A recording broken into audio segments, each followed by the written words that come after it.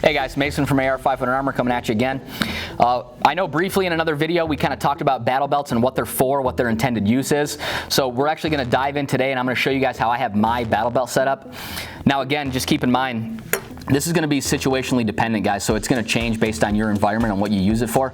But we figured we'd do a video showing you what I carry on it, just to give you guys a basic idea where you can start, the kind of the stuff you might be looking at putting on a belt. Keep in mind, my setup is kind of designed as like my first line gear for a lot of the stuff that I do. So this is what I'm going to have on me at a minimum, typically at all times. So I kind of set my belt up based on that, okay? And it might not be the same for everybody, and that's totally okay. This is just to give you guys an idea. So let's jump right into talking about some gear, okay? So you look at my battle belt.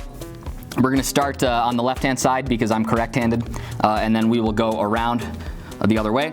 So first thing you're going to see, I have a pretty big carabiner in here. It's a life-rated carabiner, but I don't do a lot of super cool guy stuff that involves something like that. To me, it's just a convenient place to put some extra stuff. So I got a pair of gloves on here with the loops. I keep some flex cuffs just because for what I do, we end up employing them quite often. So I keep some flex cuffs on there. Next, we're going to move on to the side here, and you will see I've got 2 pistol magazines. So I run both pistol mags on my belt as opposed to running like 1 pistol mag on my belt and 1 on my carrier. It's just more convenient for me. Plus, again, like I said, this is usually my first line gear, so I want to always have my minimum combat loadout for handgun, which is going to be, of course, 3 magazines, 2 spares, and then 1 in the gun.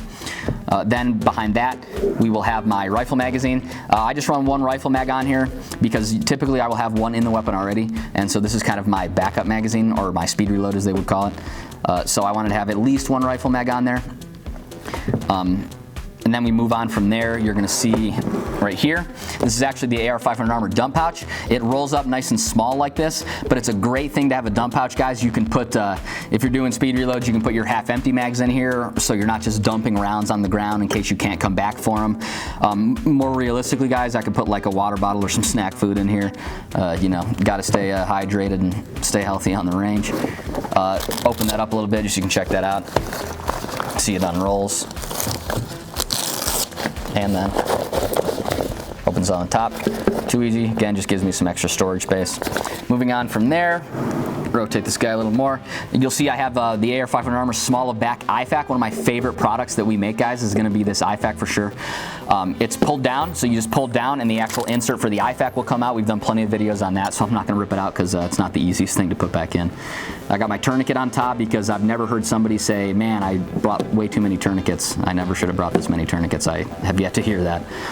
So I got another tourniquet on top of it, and then there's one inside as well, just a different kind.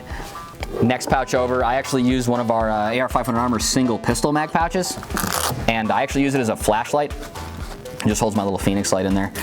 The reason I decided to go with a light on my belt is because, again, a lot of times this is the only thing that I have in an emergency is this belt, and so I wanted a secondary lighting system because it's not always prudent to be pointing a pistol light at somebody if you're just searching for something mundane. So I wanted that to be just an extra light so I could access it with my left or my right hand. Moving on from there, we of course have a handgun. I'm running my SIG M17 in here. Now moving on to the last piece on my belt, because no piece of kit is complete without a cool knife on it, right? And that brings us back full circle to around the front of the battle belt system, guys. That's pretty much it. That's how I run my kit most of the time.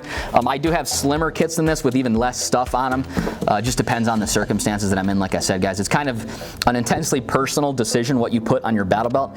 We just wanted to do this video to give you guys a good idea of a couple of things you should consider maybe putting on them. But again, it is all situationally dependent.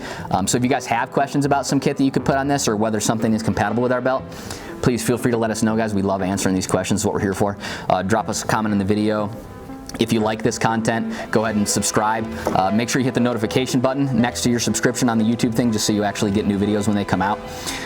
You can always get in touch with us on Facebook. You can hop on our website. We also, of course, have a customer service email. If you guys have some more in-depth questions, feel free to ask them to the customer service guys.